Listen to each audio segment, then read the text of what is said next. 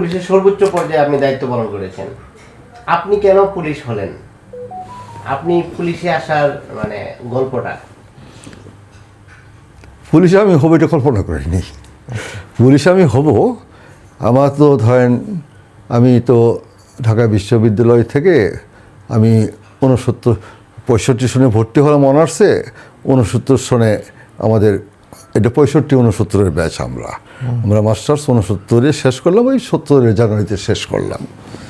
তো ছাত্র রাজনীতিও করেছি, সেই খুব ভোকালভাবে না করেছি আর কি।